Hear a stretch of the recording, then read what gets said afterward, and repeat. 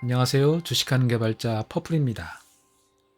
모멘텀 투자 전략은 우리가 언덕을 내려올 때 속도가 붙는 것처럼 주식 가격이 상승하는 추세를 타고 투자하는 방법이죠. 모멘텀의 기본은 상승 추세에 있는 주식을 사고 하락 추세에 있는 주식은 피하는 거예요. 마치 파도를 타는 서퍼가 큰 파도를 찾아 타는 것과 비슷하죠. 모든 투자에는 위험이 따릅니다. 모멘텀 투자도 예외는 아니에요. 하지만 위험을 잘 이해하고 관리한다면 우리는 훨씬 안정적으로 수익을 낼 수 있죠. 한 주식에 모든 돈을 투자하는 것보다는 여러 주식과 섹터 또는 산업, 더 나아가서는 상품군에 분산 투자하는 것이 좋아요. 이는 마치 여러 개의 바구니에 달걀을 나눠 담는 것과 같아요. 한 바구니가 떨어져도 다른 달걀들은 안전하니까요.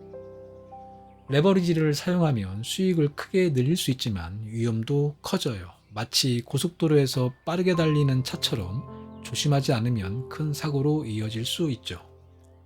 모멘텀 투자 전략은 우리가 일상에서 경험하는 다양한 상황들과 비슷한 원리로 작동해요. 위험을 잘 관리하면서 이 전략을 활용한다면 주식시장에서 좋은 결과를 얻을 수 있을 거예요. 여러분의 투자 여정이 성공적이길 바라며 오늘의 이야기를 시작하겠습니다.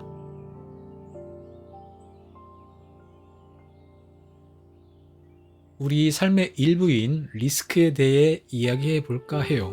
리스크란 단어를 들으면 어떤 생각이 드시나요? 위험, 불확실성, 혹은 기회? 사실 리스크는 이 모든 것을 포함하는 개념이랍니다. 리스크란 간단히 말해서 미래의 불확실한 사건으로 인해 발생하는 손실의 가능성을 의미해요. 하지만 리스크를 단순히 부정적인 측면으로만 보지 마세요. 리스크는 때때로 새로운 기회를 창출할 수도 있으니까요. 경제 상황에서의 리스크를 이해하는 데에는 회색 코뿔소라는 비유가 있어요. 2013년 미셀 부커가 다보스 포럼에서 처음 사용한 개념으로 큰 위험이 발생할 가능성이 있지만 오랫동안 방치하여 위험에 대응하지 못하게 되는 상황을 말합니다. 회색 코뿔소는 갑자기 발생하는 것이 아니라 계속적인 경고로 이미 알려져 있는 위험 요인입니다. 예를 들어 인플레이션, 주가 폭락, 부채 상승과 같은 경제 현상들이 이에 해당돼요. 이러한 위험들은 예측 가능하지만 종종 간과되곤 하죠. 이 비유를 통해 우리는 명백한 위험에도 불구하고 이를 간과하거나 무시하는 경향이 있음을 깨달을 수 있어요. 또 다른 예로 기후변화로 인한 리스크를 들 수 있어요. 기후변화는 전 세계적으로 큰 문제가 되고 있고 이는 자산 가격에도 영향을 미칠 수 있어요. 이러한 리스크를 이해하고 대응하는 것은 우리 모두에게 중요한 일이죠. 이제 주식 트레이딩에서 정말 중요한 개념 하나를 함께 살펴보려고 합니다. 바로 기본 리스크 설정에 대한 이야기인데요. 먼저 기본 리스크란 무엇일까요? 간단히 말하자면 트레이더가 특정 거래에서 감수할 수 있는 최대 손실 금액을 미리 정하는 겁니다. 이것이 왜 중요하냐고요? 바로 자본을 보호하고 장기적인 수익성을 유지하기 위해서죠. 예를 들어 보겠습니다. 만약 여러분의 계좌에 1,000만 원이 있다고 가정해 볼게요. 여기서 기본 리스크를 계좌 자산의 1%로 설정한다면 한 번의 거래에서 감수할 수 있는 최대 손실은 10만 원이 되겠죠. 즉, 이 10만 원이 바로 여러분이 각 거래에서 감수할 수 있는 최대 손실 금액, 즉 기본 리스크가 됩니다. 여기서 한 걸음 더 나아가 보죠. 제가 개인적으로 사용하고 있는 방법 중 하나는 적정 이격을 활용하는 것입니다. 적정 이격이란 기준 이격 곱하기 기준 비중 나누기 현재 비중으로 계산되는데요. 예를 들어 기준 이격이 5%이고 기준 비중이 50%일 때 현재 비중이 100%인 경우 적정 이격은 2.5%가 되는 거죠. 하지만 현재 비중이 30%라면 적정 이격은 8.3%가 됩니다. 이렇게 비중에 따라 조정되는 적정 이격을 기본 리스크로 설정할 수도 있어요. 이제 우리는 기본 리스크를 1R로 정의할 수 있습니다. 이렇게 하면 각 거래에서 발생하는 수익과 손실을 R의 배수로 쉽게 계산할 수 있게 되죠. 예를 들어 수익이 10만 원이면 그건 1R이 되고 손실이 5만 원이면 마이너스 0.5R이 되는 식입니다. 이렇게 하면 거래 성과를 정량적으로 평가하고 관리할 수 있는 기준이 마련되는 거죠. 여러분, 기본 리스크 설정이 단순히 숫자 누름이 아니라 트레이딩에서의 자본 보호와 장기적인 성공을 위한 필수 전략이라는 점을 기억해 주세요. 기본 리스크와 분리해서 생각할 수 없는 트레이딩에서 정말 중요한 주제, 바로 포지션 사이징에 대해 이야기해 볼 건데요. 이 개념을 한번 쉽고 재미있게 풀어서 설명해 보려고 합니다. 우리 모두에게 친숙한 활동, 바로 등산을 예로 들어볼게요. 당신은 모험을 좋아하는 등산가입니다. 각 등산은 마치 하나의 거래와 같죠. 등산 경로의 난이도는 거래의 위험도를 나타내고 당신이 각 등산에서 가져가는 장비들, 예를 들어 물, 음식, 응급 키트 등은 투자하는 돈의 양, 즉 포지션 사이즈에 해당한다고 할 수 있어요.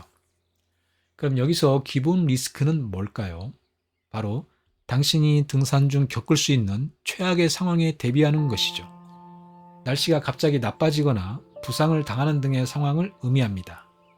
이렇게 각 등산 전에 자신이 감수할 수 있는 위험을 미리 평가하고 그에 맞게 필요한 장비를 준비하는 것이 중요하답니다.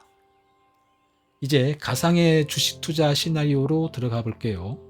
당신의 투자 자본이 100만 원이고 어떤 거래에서도 2% 이상의 손실은 감수하지 않겠다고 결정했어요.